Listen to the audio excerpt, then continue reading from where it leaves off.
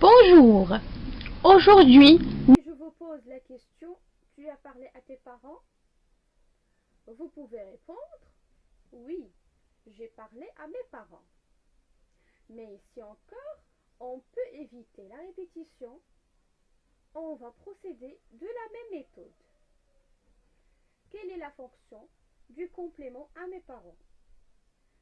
Ce complément est indirectement lié au verbe et parler. Il y a la préposition à. De plus, mes parents sont des personnes. Vous allez donc poser la question à qui?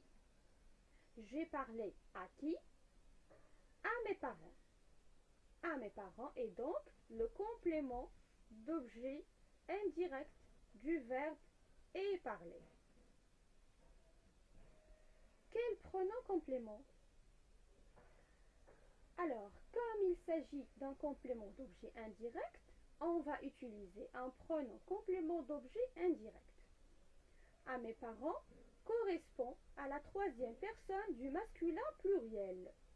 Le pronom complément d'objet indirect correspondant est leur. Vous allez donc remplacer à mes parents par le pronom leur. Enfin, dernière étape, plaçons ce pronom dans votre réponse. Cela donne oui, je leur ai parlé. Leur, c'est le pronom complément d'objet indirect. Attention, ne confondez pas le pronom complément leur qui ne prend jamais de S avec l'adjectif possessif leur qui est variable. Vous savez maintenant comment utiliser les pronoms compléments directs et les pronoms compléments d'objet indirect. Je vous conseille de regarder cette vidéo plusieurs fois pour bien comprendre la logique. Je vous propose la carte mentale suivante. Les pronoms personnels permettent d'éviter la répétition. Remplace le nom ou le groupe nominal. Ils peuvent être sujet, je pour la première personne du singulier, tu pour la deuxième personne du singulier, il, elle, on pour la troisième personne du singulier, nous pour la première personne du pluriel, vous pour la deuxième personne du pluriel, il et elle pour la troisième personne du pluriel.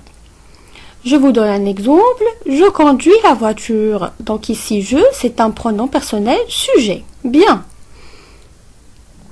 Ou bien, il peut être un complément d'objet direct. Le et la pour la troisième personne du singulier, masculin et féminin. Les pour les troisième personnes du pluriel. Par exemple, je conduis la voiture. Donc, si on veut remplacer la voiture, tout d'abord, on doit savoir est-ce que c'est un complément d'objet direct ou bien indirect. Je conduis quoi? Je conduis la voiture. Donc ici, la voiture, c'est un complément d'objet direct. Il est introduit directement au verbe. Très bien. Quel est son genre et son nombre? On doit tout d'abord chercher son genre et son nombre. Donc, c'est féminin singulier. Alors, automatiquement, on va le remplacer par la. La phrase devient « Je la conduis ». Très bien. Ou bien, il peut être un complément d'objet indirect. Très bien. Donc, lui pour la troisième personne du singulier et leur pour la troisième personne du pluriel. Exemple, je parle à ma mère. Donc, je parle à qui? À ma mère. À ma mère, c'est un complément d'objet indirect. Il est lié indirectement au verbe.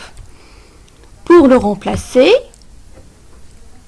je dois chercher le genre et le nombre. Donc ici, à ma mère, c'est un nom masculin, c'est un nom féminin, pardon, singulier. Alors, on va le remplacer par lui. La phrase devient « Je lui parle ». Très bien. Donc, à la fin, je vous invite à recopier votre carte mentale sur vos cahiers de leçons, partie grammaire. Et on passe maintenant aux exercices d'application. Voilà notre exercice d'application. Je lis la consigne, repère tous les pronoms personnels et précise le nom ou le groupe nominal qu'il remplace. Première phrase. Dans la savane, l'hyène attend que les lions aient fini leur repas. Il lui laisse les carcasses des antilopes qu'ils ont tuées. La rainette est une grenouille. On la trouve habituellement sur le continent américain et en Europe. Elle est insectivore. Alors, ce qu'il vous demande de faire, c'est repérer tous les pronoms personnels et préciser le nom ou le groupe nominal qu'il remplace. Alors, c'est très simple. Si vous avez bien compris la leçon, je crois que vous êtes maintenant capable de réaliser cet exercice individuellement. Je vous accorde un petit moment pour faire l'exercice. On se retrouve juste après pour la correction.